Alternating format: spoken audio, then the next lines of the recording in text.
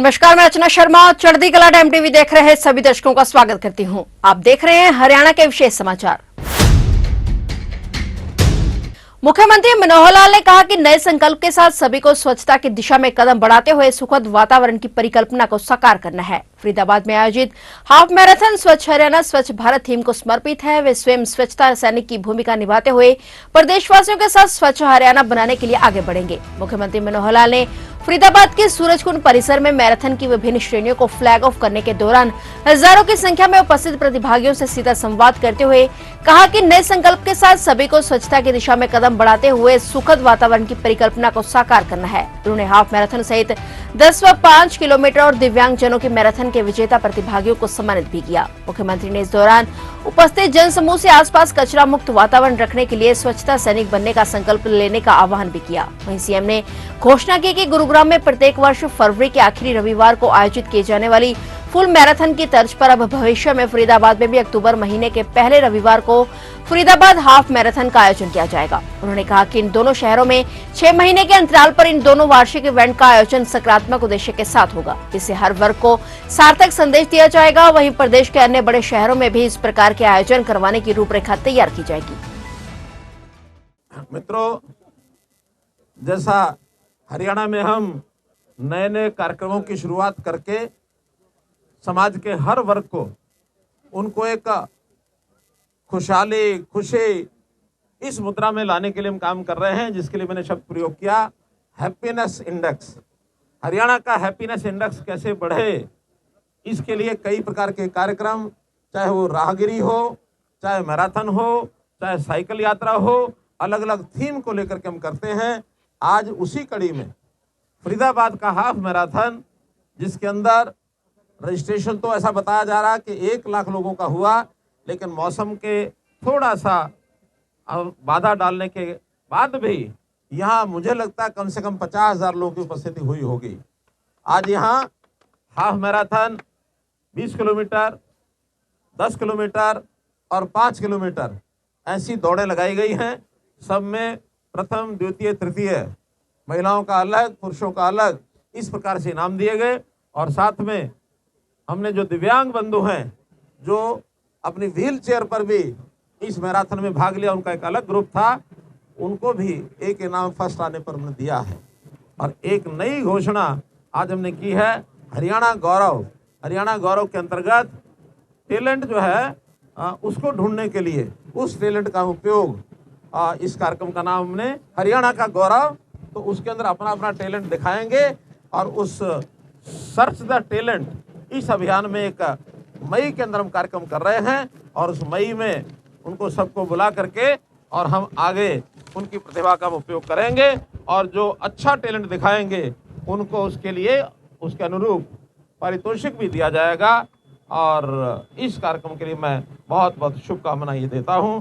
गतका team को भी आज अलग से अच्छा परफॉर्मेंस करने के कारण से 1 लाख रुपए का हमने उनको इनाम दिया है। और ये कार्यक्रम एक एनुअल इवेंट बने, इसके लिए भी अक्टूबर 1 संडे फरीदाबाद के लिए हैप्पी संडे इस नाते से रहेगा। ऐसा ही एक कार्यक्रम पिछले सप्ताह हमने गुरुग्राम में भी किया है। उनको भी फरवरी का अंतिम रविवार ये उनके लिए, और एक हैप्पी संडे, एक खुशहाल रविवार, इस नाते से उस कार्यक्रम का आयोजन किया है। हम कोशिश कर रहे हैं कि बड़े बड़े शहरों में इस प्रकार के एनुअल इवेंट और जगह भी किए जाएं, वहाँ के एडमिनिस्ट्रेशन के साथ, वहाँ के आयोजकों के साथ। इस आयोजन में बहुत से ऐसे लोग हैं जिन्होंने हमें आकर के आगे बढ़ कर के सहयोग भी किया है, जिन्होंने स्पॉन्सरशिप भी किया है। तो ऐसे स्पॉन्सरशिप करने वाले भी सभी बंधुओं का बहुत बहुत धन्यवाद। युवा जो होता है वो आदमी आयु से नहीं होता, युवा आदमी मन से होता है, युवा अपने उत्साह से होता है। मैंने समाज जीवन में जब से प्रवेश किया, सौभाग्य से वो प्रवेश का अवसर मुझे इस फरीदाबाद की, बाबा फरीद की धरती से ही मिला था 1980 में। तब से एक युवा की तरह आज तक लगभग 44 वर्ष समय को हो गए हैं। मैंने हमेशा अपनी जनता की सेवा के लिए इसी उत्साह से, इसी जोश के साथ काम किया, और आगे भी मुझे लगता है मेरा शरीर, मेरा मानस, मेरा मन, मेरी बुद्धि मुझे इसमें सहयोग करेगी कि एक युवा के नाते इस प्रदेश की जनता की सेवा ये मैं लगातार करता रहूं।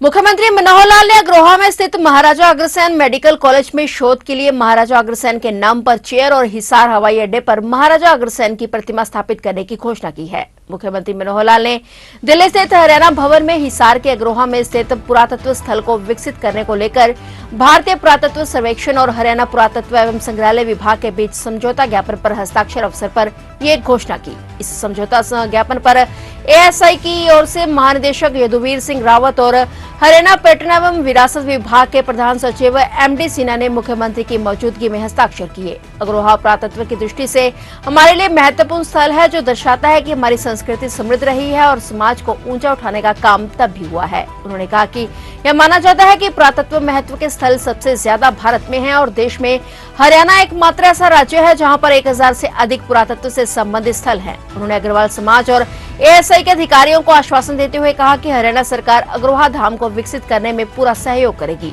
मुख्यमंत्री ने कहा कि खुदाई के पश्चात यहां एक विशाल संग्रहालय बनाया जाएगा, जो कि पर्यटन की दृष्टि से ऐतिहासिक स्थल होगा। बहुत एक प्रसन्नता का ये विषय है, क्योंकि हम जानते हैं कि मानव यात्रा आदि काल में कब शुरू हुई इसका कोई बहुत बड़ा उल्लेख तो नहीं है, लेकिन उस मानव यात्रा में, उस विकास यात्रा में बहुत सी ऐसी घटनाएं शुरू हुई। मनुष्य के बारे में कहा जाता है वो तो शायद जंगल का एक ऐसा प्राणी था जिसको कुछ समझ होती नहीं थी। धीरे धीरे उसका विकास हुआ। उस विकास में फिर कुछ उसका रहन सहन, उसका खान पान, उसकी वेशभूषा, फिर संस्कृति, सांस्कृतिक पहचान, ये चीजें लगातार शुरू हुई। अब ये कोई लाख वर्ष कहता है, कोई 2 लाख वर्ष कहता है, कोई 1000 वर्ष कहता है, 10,000 वर्ष, जितना भी कहेंगे, लेकिन इन सब की पहचान के लिए उस समय जितना प्राचीन समय में जो कुछ विकास हमारा हुआ, संस्कृतियों का हुआ, रहन सहन का हुआ, सभ्यता का हुआ, वो बीच बीच में लोप होता रहा। कोई ऐसी पद्धति उस समय नहीं थी कि उस ज्ञान को लिखित रूप में आगे बढ़ाया जा सके। कभी सुनते सुनते, यानी श्रवण की ताकत से श्रुतियां जो है आगे बढ़ती रही। अगली पीढ़ी को हम कुछ बता रहे हैं, वो अगली पीढ़ी को बता रहा, आगे पीढ़ी को बता रहे हैं। बाद में एक समय ऐसा आया कि लेखन का काम शुरू हुआ, फिर लिखित में चीजें शुरू हुई। लिखित में शुरू हुई तब कुछ प्रमाण मिलने लगे कि किस अवसर में किस समय की एक कृति है, किस समय की सभ्यता है। उससे पहले का तो अनुमान लगाया जा सकता है, लेकिन बहुत ऐसे स्थान आज भी, संयोग से भारतवर्ष जो है सबसे प्राचीनतम संस्कृति का ये देश है। दुनिया के सब स्थानों के जितने भी ये उत्खनन हुए हैं, अवशेष मिले हैं सभ्यताओं के, आज भी चाहे मोहनजोदड़ो हो, चाहे हमारा राखीगढ़ी हो, चाहे अन्य स्थान भी हो, तो ये प्राचीन सभ्यता ऐसे कुछ उल्लेख और स्थान मिले हैं।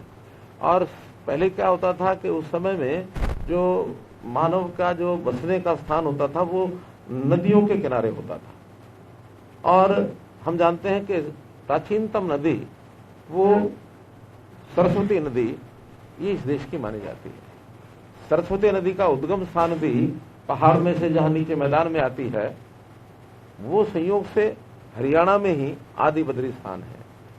आदि बद्री हरियाणा में ही है, यमुनानगर जिले में, जहां आज भी माना जाता है कि ये प्राचीन सरस्वती नदी का ये प्रवाह स्थान है। थोड़ा बहुत पानी रिसता है, उस पर आज भी श्रद्धा से लोग वहां जाते हैं। पहाड़ों में उत्खनन हुआ, वो पानी का प्रवाह जो है वो बदल करके कुछ यमुना की तरफ चला गया, कुछ सतलुज व्यास रावी की तरफ चला गया, कुछ गंगा की तरफ चला गया। पहाड़ों में जो डिस्टर्बेंसेस हुए, लेकिन सरस्वती का मार्ग आज भी सैटेलाइट ये बताता है कि उसका ये मार्ग है। और उस मार्ग को हरियाणा से होते हुए, राजस्थान होते हुए, गुजरात होते हुए सिंधु खाड़ी में नदी गिरने का आज भी प्रमाण मिलते हैं। इस नदी के ऊपर कई शहर बसे हुए थे, और सौभाग्य से हम जो बैठे हम ये महसूस कर रहे हैं, आभास अपने को है कि अग्रोहा ये शहर भी सरस्वती नदी के किनारे पर है।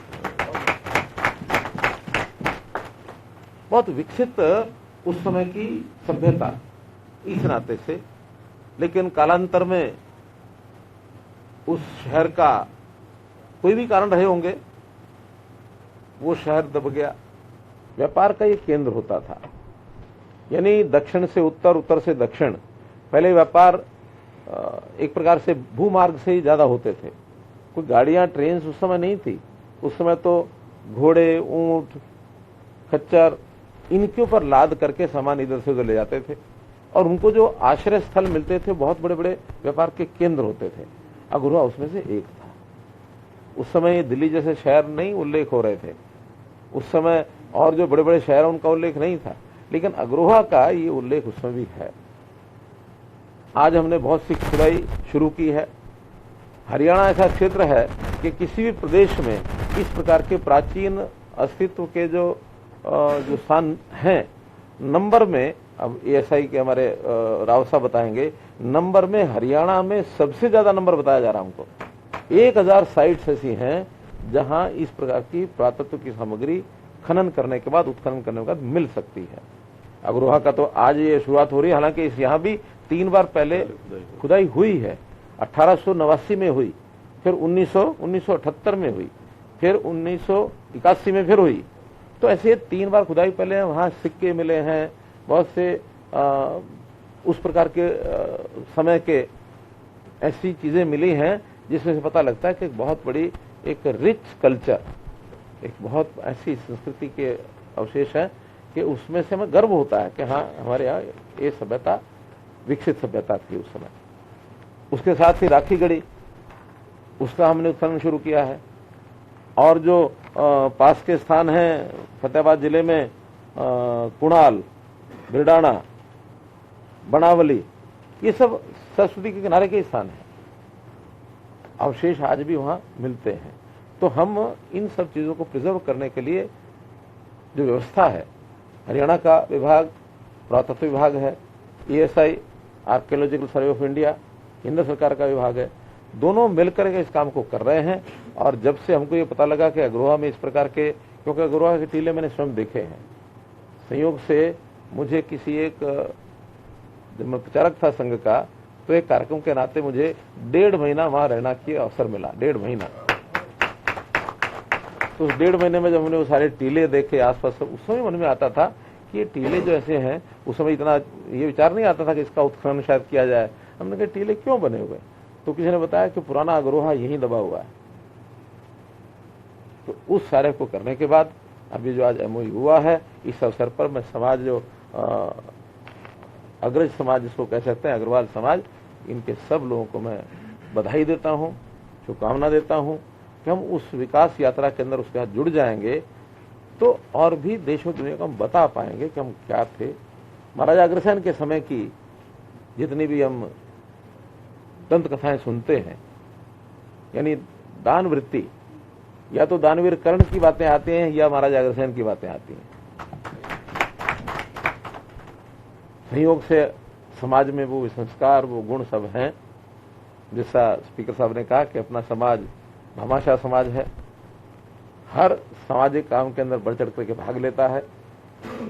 प्रभु से कामना है कि ये गुण आपका लगातार बना रहे, आपका अपना व्यक्तिगत तौर पर भी दिन दुगनी रात चौगनी उन्नति और हो, और मन में विचार भी जरूर आए कि ये जो कुछ है ये प्रभु प्रसाद है, इसमें से जितना अपने लिए जरूरत है अपने लिए रखेंगे, बाकी सब समाज का है, ये मेरा नहीं है। तेरा तुझको अर्पण क्या लागे मेरा, इस वाक्य के ऊपर आप लगातार चलते रहें। तो ये थे हरियाणा के विशेष समाचार। और नए समाचारों के साथ फिर से हाजिर होंगे, तब तक के लिए देखते रहिए चढ़ती कला टाइम टीवी।